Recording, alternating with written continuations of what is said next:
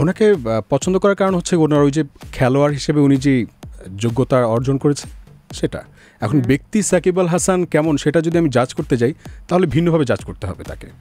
হ্যাঁ, তো আমি শুধু তার ওই যে গুণটা, যে খেলার যে গুণটা, ওইটাই নিতে চাই। মেজাজ ঠিক রাখা খুব কঠিন, যারা এরকম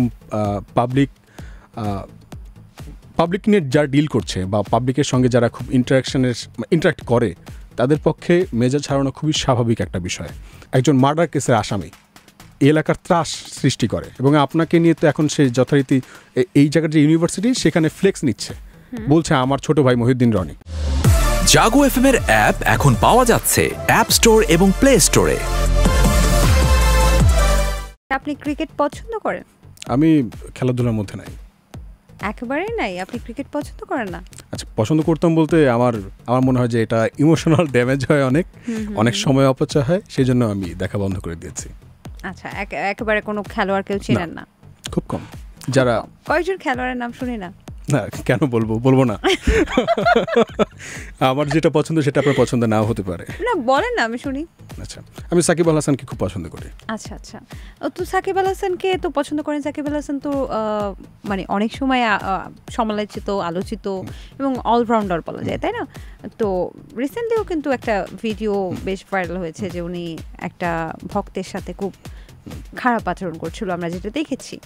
সো এই ব্যাপারে আপনার কি মনে হয়, মানে আপনি কি বলবেন? আপনার প্রিয় খেলোয়াড় এরকম বদমেজাজি হলে কেমন হবে?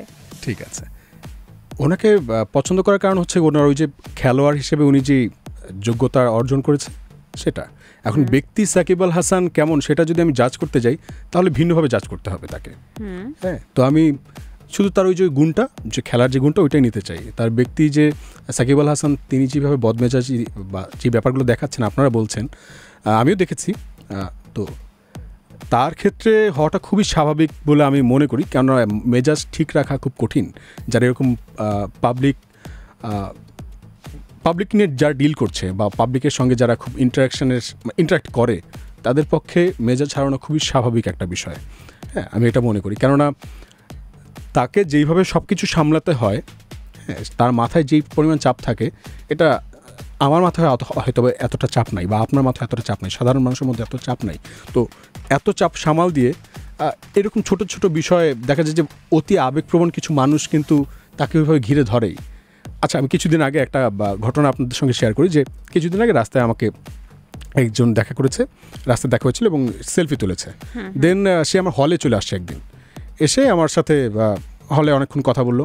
দেন হচ্ছে গিয়ে ছবি তুলে সে আবার পোস্ট দিল। আমি কিন্তু তাকে চিনি না অত ভালোভাবে, কিন্তু এখন আমাকে যদি বলে যে ভাই সেলফি তুলবো, আমি কি তাকে না করতে পারবো না?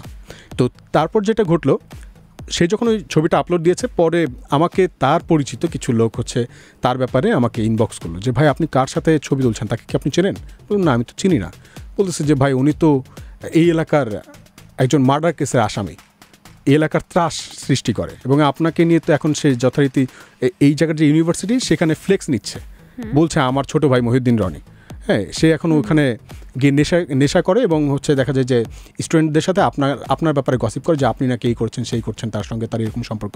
তো আমি কিন্তু তার ব্যাপারে কিন্তু জানিও না ভালোভাবে। সে আমার কাছে বলেছে যে ভাই ছবি তুলবো, আমি আর তাকে তো এত কিছু জাজ করতে পারিনি। তো এরকম অনেক ঘটনা ঘটে। এখন কি হলো দেখেন, একজন আসামি সে আমার নাম করে কিন্তু অনেক জায়গা থেকে পার পেয়ে যেতে পারে। তো সাকিব আল হাসানের ক্ষেত্রে এমন ঘটনা ঘটতে পারে না? আপনার নাম করে আসামিরাও পার পেয়ে যাবে? হতে পারে না। মানে আপনার সেই শক্তিটা কিসের জোর? আমি কিন্তু ভয় পাচ্ছি এখন। অনেক কোশ্চেন করেছি আমি। না, ইটস ওকে। আমাকে কিন্তু কিছু করেন না, আসামি পর্যন্ত আপনার নাম দিয়ে পার পেয়ে যায়। মানে একজন আসামি পর্যন্ত আপনার নাম দিয়ে পার পেয়ে যায়, তাহলে মানে আপনার কত শক্তি, মানে গায়ের জোর কত, মানে ক্যান ইউ ইমাজিন? আপনি মজা নিচ্ছেন আমার উপরে। না, আমি মজা নিব কেন? আপনি নিজেই বললেন। ওকে, থাকে না, আমরা যখন ভালো মানুষের সাথে থাকি তখন আমাদের আশেপাশে মানুষ মনে করে তার মানে মহিউদ্দিন রনি ভালো মানুষ। আমি আমার কথা বলছি, যখন ভালো মানুষের সাথে থাকি, ধরেন আপনার সাথে আমি আছি, আপনার বন্ধুরা দেখে মনে করবে কি যে এই ছেলেটা মহিউদ্দিন রনি কতটা ভালো মানুষ, দেখ সমৃদ্ধির সাথে আছে।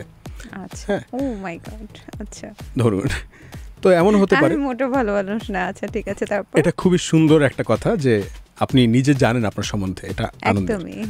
আমিও এরকমটাই, আমিও জানি যে আমি ভালো এবং মানুষ আপনি না। চিন্তাও করছেন আমার সম্পর্কে যে আমি ভালো মানুষ না, সেটা পরে বলছি, আপনি বলেন।